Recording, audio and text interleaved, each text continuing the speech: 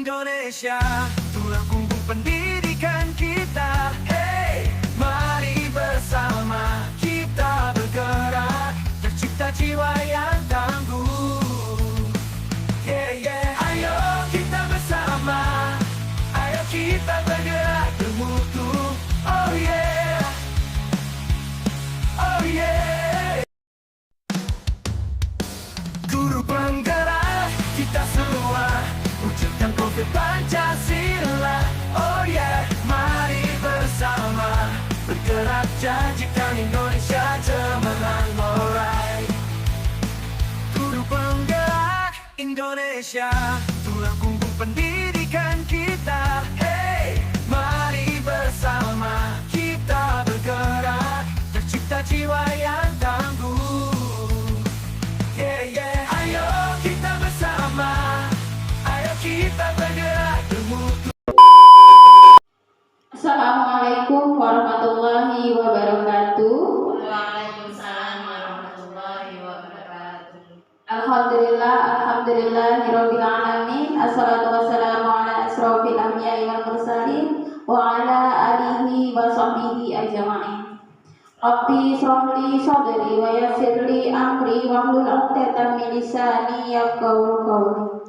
Kepada yang terhormat Ibu Guru TK Aba 36 Bedowani Timur, kepada Ibu Operator Sekolah yang alhamdulillah pada kesempatan hari ini bisa hadir, yang saya hormati, pertama-tama marilah kita panjatkan puji dan syukur kita kehadirat Allah Subhanahu wa Ta'ala, yang mana pada kesempatan siang hari ini kita masih diberikan nikmat sehat sehingga kita masih bisa bertemu kembali setelah kita melaksanakan tanggung jawab kita sebagai seorang pendidik dalam keadaan sehat walafiat. Kedua kalinya sholawat berserta salam marilah kita sanjungkan kepada junjungan kita Nabi besar Muhammad Sallallahu Alaihi Wasallam yang kita nanti-nantikan syafaatnya di yaumil kiamah nanti.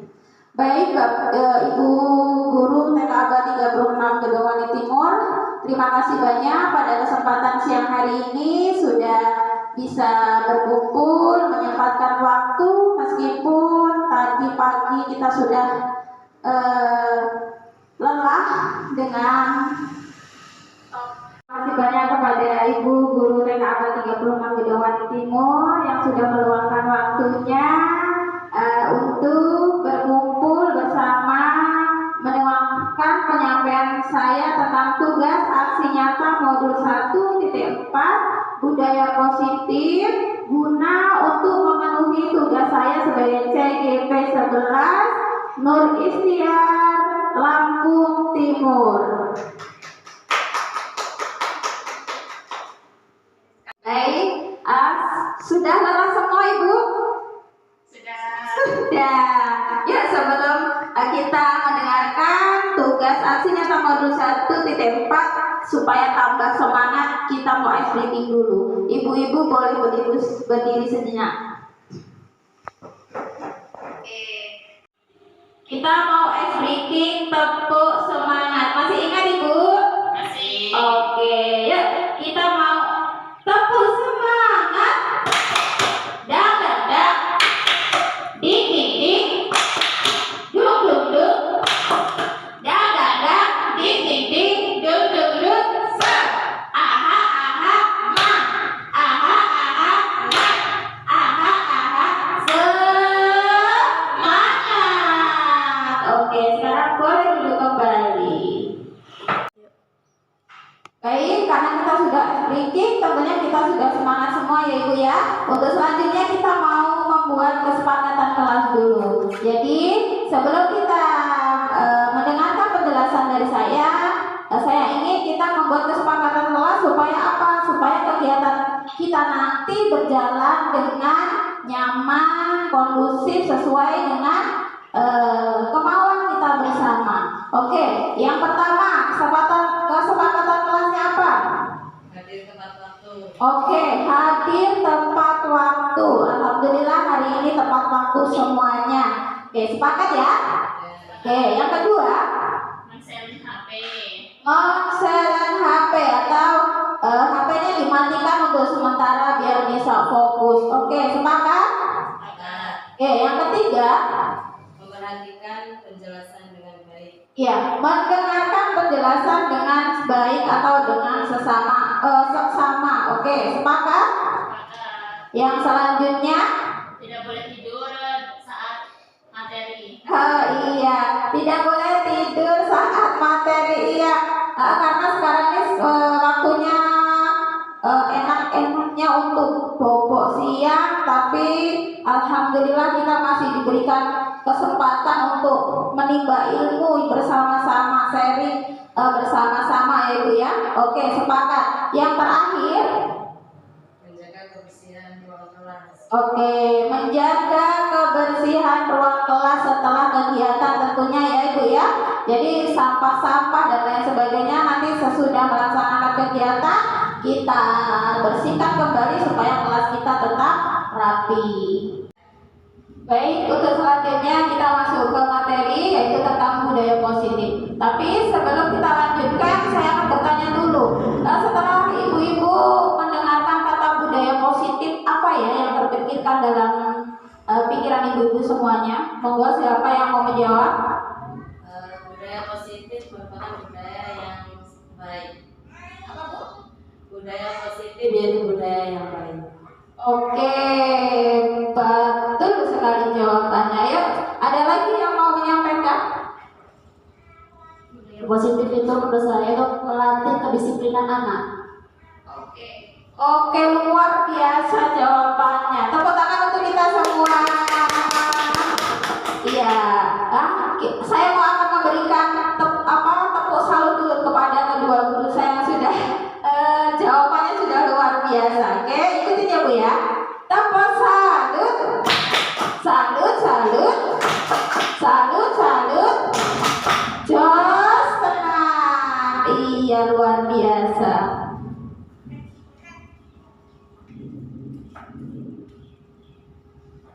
Oke, ini profil saya, nama Nuristiar SPD, CGP Angkatan 11 Lampung Timur.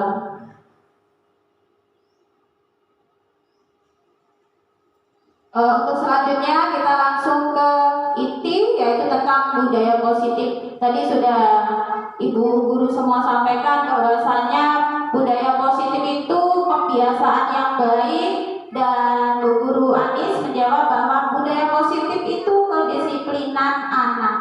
Oke, di sini budaya positif adalah nilai-nilai kebajikan atau pembiasaan yang baik yang berpihak kepada murid yang bisa menimbulkan keyakinan kelas yang muncul dari kesadaran intrinsik anak itu sendiri, sehingga terwujudnya anak-anak yang berkarakter baik dan terwujudnya profil pelajar Pancasila. Ini kesadaran itu timbul dari dalam diri anak itu sendiri, bukan karena paksaan dari bu guru, karena bukan takut dengan bu guru, melainkan kesadaran bahwa saya melakukan hal yang buruk ini tentunya tidak baik untuk saya sendiri dan untuk teman-teman yang lainnya, seperti itu Ibu. Oke, next. Budaya positif itu mencakup beberapa hal, yaitu yang pertama teori kontrol, yang kedua disiplin positif, yang ketiga kebutuhan dasar manusia, kemudian selanjutnya keyakinan kelas, dan yang terakhir segitiga restitusi. Baik, untuk selanjutnya kita akan menyampaikan tentang teori kontrol. Apa itu teori kontrol? Next. Teori kontrol. Apa itu teori kontrol? Teori kontrol menurut William Glasser melalui Coase Theory meluruskan miskonsepsi tentang makna kontrol, yaitu satu, guru mengontrol murid. Guru tidak bisa mengontrol murid kalau murid itu sendiri tidak mau. Harusnya ada dorongan dari dalam diri anak itu sendiri. Next, yang kedua, penguatan positif afektif yang bermanfaat. Semisal nasihat dan tujuan, tapi jika terlalu anak akan merasa tergantung dan tidak bisa mandiri. Jadi ketika ibu-ibu semuanya selalu memberikan nasihat, tujukan ketika anak-anak melakukan kesalahan dan itu dilakukan setiap hari, itu juga akan berakibat buruk bagi anak itu sendiri, yang akibatnya anak itu tidak akan bisa mandiri. Dia akan berubah hanya ketika kita menasehati saja, besok mengulang lagi kesalahannya, seperti itu. Next, untuk yang selanjutnya, kritikan dan membuat anak merasa bersalah dan dapat menguatkan karakter. Tapi kalau berlebihan akan membuat anak tidak percaya diri. Artinya, ketika anak ada yang melakukan kesalahan, kemudian guru memberikan kritikan, misalkan kamu kok seperti itu sih nak, selalu berulang-ulang bu guru lakukan atau bu guru ucapkan, itu bukan menambah semangat anak, tetapi bisa menjadi anak itu kurang percaya diri. Next, untuk yang selanjutnya yaitu yang keempat, orang dewasa berhak untuk memaksa. Nah, ini artinya apa? Kita sebagai orang tua tidak boleh merasa bahwa kita tuh orang tua bebas untuk mengatur anak seperti itu, ya Bu ya. Next, untuk yang selanjutnya, yang kedua yaitu disiplin positif. Apa itu disiplin positif? Disiplin positif yaitu suatu pendekatan untuk mendisiplinkan anak yang tumbuh dari diri sendiri tanpa ada hukuman atau hadiah. Jadi ketika kita melakukan disiplin positif itu, anak-anak sudah melakukan kesadaran dari diri tanpa kita harus memberikan hadiah ini. Misalkan siapa yang bisa mengambil sampah atau siapa yang mau membantu bu guru, nanti bu guru kasih hadiah permen misalkan. Tidak seperti itu ya Ibu ya. Jadi anak-anak sudah tanpa dikasih permen pun, tanpa dikasih iming-iming apa, anak-anak sudah ketika melihat sampah berserakan, anak-anak sudah otomatis mengambil sampahnya, dibuang di tempat sampah. Kira-kira anak-anak kita sudah melakukan seperti itu belum Bu? Alhamdulillah, berarti disiplin positifnya alhamdulillah sudah berjalan atau sudah berkembang. Next, untuk yang selanjutnya, yang ketiga yaitu kebutuhan dasar manusia. Apa itu kebutuhan manusia? Yaitu unsur-unsur yang diperlukan untuk keseimbangan fisiologi dan psikologi anak-anak atau orang. Yaitu yang pertama, kebutuhan bertahan hidup. Ini artinya butuh makan, minum, dan lain sebagainya, pakaian, dan lain sebagainya. Yang kedua, kasih sayang dan merasa diterima. Yang ketiga, yaitu kebebasan. Artinya bebas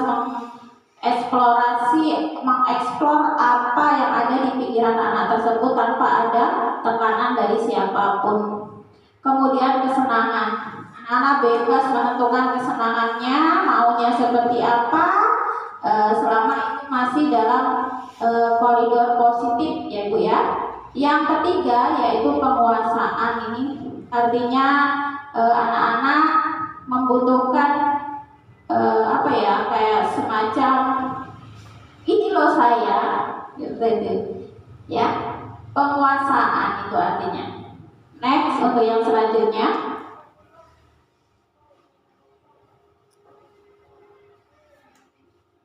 untuk yang keempat yaitu keyakinan kelas. Apa itu keyakinan kelas? Keyakinan kelas yaitu pernyataan-pernyataan universal yang dibuat dalam bentuk positif yang diterapkan di dalam kelas. Nih, keyakinan kelas ini salah satunya seperti kita sudah lakukan tadi di awal, kita membuat kesepakatan kelas yang sifatnya positif. Artinya apa? Contoh nih, tadi ketika kita membuat kesepakatan kelas, tidak boleh makan dan minum di dalam kelas. Nah, kata-kata seperti itu atau kalimat kesepakatan kelas itu masih Jadi kita tidak menggunakan kata tidak boleh seperti itu Bu ya. Jadi kita ganti seperti ini. Makan, minum, waktu istirahat seperti itu Ibu ya. Sampai di sini paham? Oke. Next untuk yang selanjutnya. Ini yaitu segitiga restitusi. Nih, segitiga restitusi dilakukan untuk membantu anak memperbaiki kesalahan tanpa takut mengakui kesalahannya, kemudian memperbaiki kesalahan tanpa ada rasa dendam. Selain itu, segitiga restitusi anak menjadi lebih komitmen, berkembang, dan bahagia. Artinya apa Bu Guru?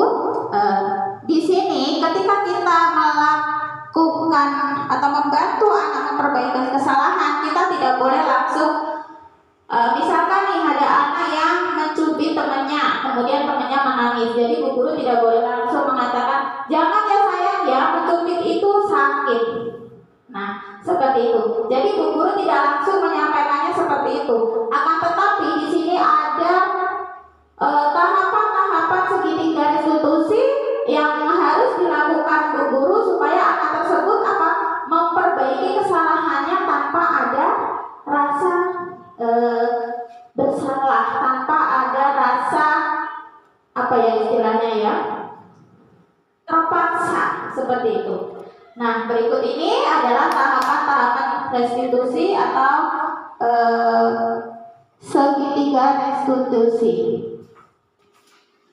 Next, untuk yang selanjutnya langkah-langkah segitiga restitusi itu, jadi ketika kita melakukan segitiga restitusi itu ada langkah-langkahnya. Yang pertama, menstabilkan identitas. Artinya ketika anak-anak kita melakukan kesalahan, terlebih dahulu kita stabilkan dulu emosinya.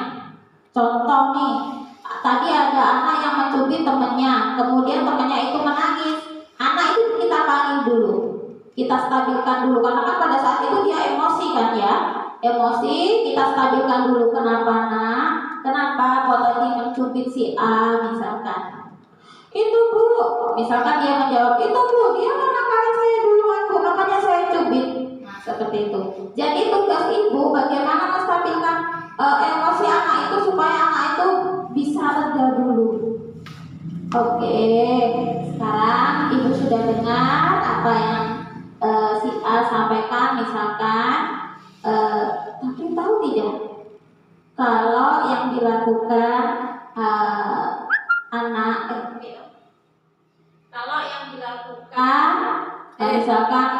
misalkan namanya Wati misalkan ya, yang dilakukan Wati itu menyakiti hati temannya. Ibu tahu wajar kalau Wati marah sama si A ketika dipukul, tapi Wati tahu tidak kalau Wati memukul kawannya juga bisa menyakiti temannya, hati temannya bisa terluka. Nah, seperti itu. Itu artinya menstabilkan identitas ya Bu ya.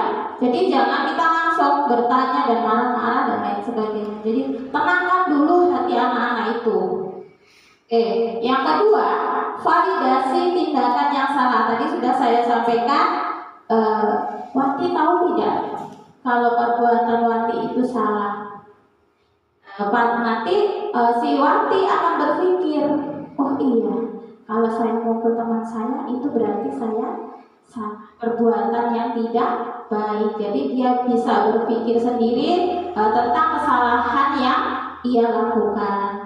Yang ketiga, menanyakan keyakinan kelas. Nah, dari awal kita harus membiasakan keyakinan kelas atau membuat kesepakatan kelas. Ketika anak-anak melakukan kesalahan seperti ini, kita tinggal menanyakan, Wati, tadi Wati sudah memukul temannya. Kira-kira Wati melanggar kesepakatan kelas kita tidak? Kira-kira Wati melanggar keyakinan kelas tidak? Sesuai dengan keyakinan kelas kita tidak?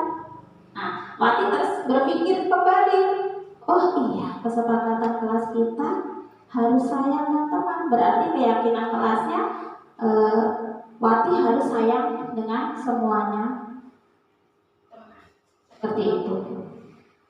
Oke. Nah, di sini kira-kira ada pertanyaan dari Ibu Guru hebat? Monggo saya persilakan untuk satu pertanyaan terlebih dahulu. Silakan Bu Par atau Bu Anis? Bu Anis, monggo.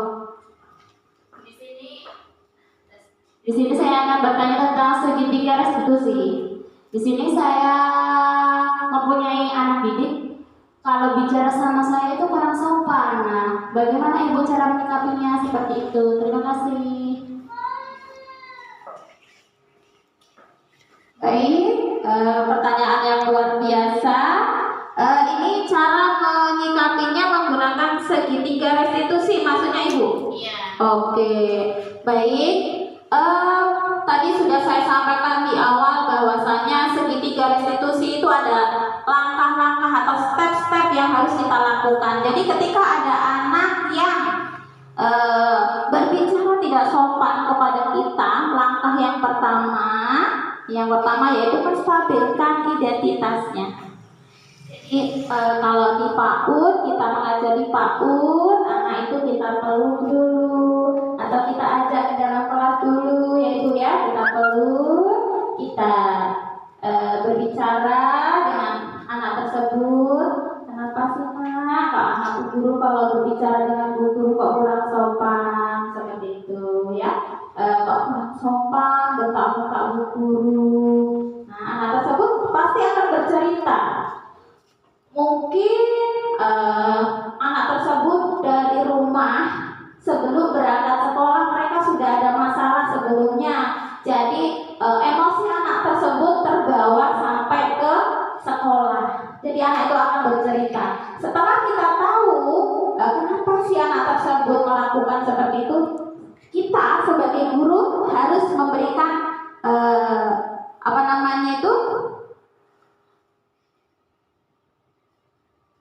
harus menstabilkan identitasnya. Oh, seperti itu ya nak ya. Wajar kalau Fatan, misalkan anak tersebut namanya Fatan ya, wajar Fatan melakukan hal tersebut. Tapi Fatan tahu nggak? Kalau sifat Fatan itu bicaranya Fatan itu kurang bagus loh, belum sopan loh kalau diucapkan dengan Bu Guru. Nah, seperti itu. Tapi dengan bahasa yang halus ya, supaya anak tersebut tidak takut menyampaikan apa yang mereka rasakan. Nah, kemudian setelah anak tersebut sudah berpikir, oh iya, kalau saya seperti ini tidak sopan, nggak bagus. Ya, Bu Guru juga bisa tersinggung dan lain sebagainya. Kemudian yang terakhir, kita sampaikan keyakinan kelas kita. Fatan, kemarin kita kan tadi kan kita sudah membuat kesepakatan kelas tuh. Nah, kesepakatan kelasnya apa sayang? Tidak boleh berbicara kasar Bu Guru. Nah, harus berbicara dengan sopan, ramah. Kalau Fatan tadi bentak-bentak Bu Guru, kira-kira keyakinan kelasnya Fatan sudah baik atau belum? Nah, seperti itu. Nah, jadi seperti itu Ibu, langkah-langkah yang harus dilakukan guru. Cukup sampai di sini atau kurang jelas? Cukup. Terima kasih. Selanjutnya, ada pertanyaan lagi? Ada Ibu? Tidak. Oh tidak, sudah cukup, sudah paham semua ya? Insyaallah. Insyaallah, alhamdulillah kalau sudah paham semua. Untuk penyampaian modul 1.4 yaitu budaya positif cukup sampai di sini dari saya sebagai pemateri atau penyampai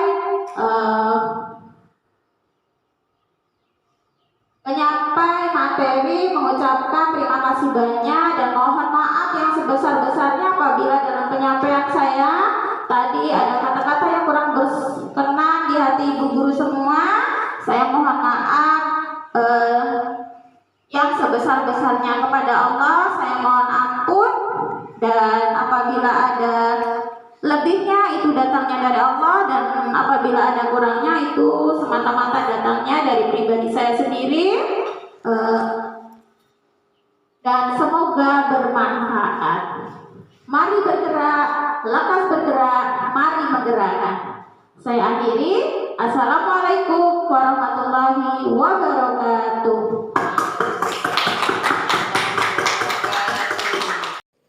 Assalamualaikum warahmatullahi wabarakatuh. Perkenalkan, saya Anis Mawarda. Saya guru dari Bu Nur Istiar yang bertugas di TK Abad 36 Gedung Wani Timur. Alhamdulillah, setelah mendengarkan penjelasan dari Bu Nur Istiar CGP 11 Lampung Timur, saya bisa memahami tentang bagaimana guru bisa menjadi kontrol bagi anak-anak didiknya ketika anak didik kita salah. Dan saya sangat berterima kasih sekali karena kegiatan seperti ini sangat bermanfaat bagi saya untuk mendidik anak-anak, khususnya anak didik kami di TK Abad 36 Gedung. Terima kasih Bu Nur Istiar, tetap semangat. Assalamualaikum warahmatullahi wabarakatuh. Perkenalkan, nama saya Partina, guru dari Ibu Nur Istiar, CGP 11 TK Abad 36 Gedung Wani Timur. Alhamdulillah, setelah saya mengikuti pengimbasan tentang budaya positif yang disampaikan oleh Ibu Nur Istiar, saya mendapatkan banyak ilmu, terutama bagaimana caranya saya menangani anak ketika anak melakukan kesalahan tanpa anak merasa takut, dan kemudian anak bisa menyadari kesalahannya timbul dari diri anak itu sendiri. Terima kasih Bu Nur Istiar. Salam guru penggerak. Assalamualaikum warahmatullahi wabarakatuh.